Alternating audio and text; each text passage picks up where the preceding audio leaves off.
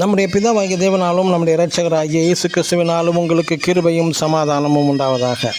கிறிஸ்து இயேசுவுக்குள் அன்பான சகோதர சகோதரிகளே, இன்று நாம் தியானத்துக்கு எடுத்துக்கொள்ள இருக்கிறதான வேத வசனம் 107 சங்கீதம் 32 வசனம்.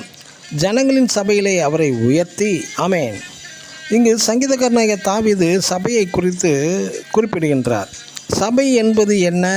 People gathering place. It is a assembly, congregation, கூடுதல், அதாவது கூடி வருகிறதான இடம். இவற்றை நாம் சபை என்று அழைக்கிறோம். இன்று சபையை குறித்து சற்று தியானிப்போமாக.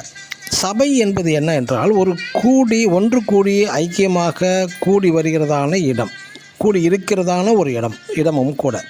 நாம் இன்று ஆராதனை ஸ்தலமாக அதை மாற்றிவிட்டோம். ஆராதனை அவசியம்தான், ஆனால் அங்கே ஐக்கியம் உண்டா என்றால் இல்லை.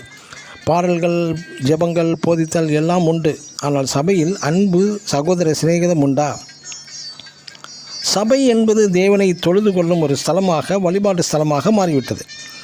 நாம் தேவாதி தேவனை பயத்தோடும் நடுக்கத்தோடும் பக்தியோடும் ஆராதிக்க வேண்டும் என்று சில ஆண்டுகளாக ஒழுங்குமுறைகளை ஏற்படுத்தி உள்ளார்கள். ஆராதனை முடிந்ததும் நாம் அக்கம் பக்கத்தில் உள்ளவர்களும் கூட பேசாமல் நாம் உண்டு வேலை உண்டு என்று போய்விடுகிறார்கள்.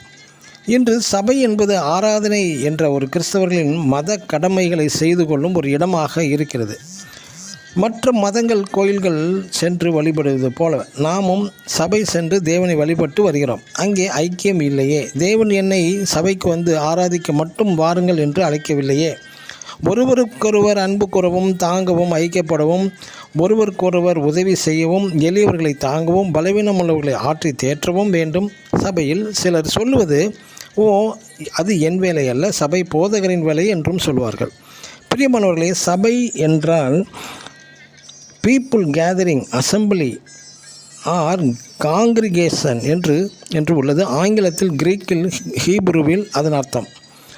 சில சபைகளில் ஆராதனை நடத்த பல பயிற்சிகளும் கூட நடைபெறுகிறது. இந்த நிலைமை மாற வேண்டும். சபையில் பாடல், ஜெபங்கள், ஆராதனை என்று இராமல் ஒருவனில் ஒருவருக்கொருவர் அன்பு செலுத்தி எளியோரை தாங்குவது, ஒருவருக்கொருவர் விட்டு கொடுத்து தாழ்மையான சுபாவங்களை உருவாக்கும் ஸ்தலமாக சபை மாற வேண்டும். பிரியமானவர்களே, ஆமென். God bless you.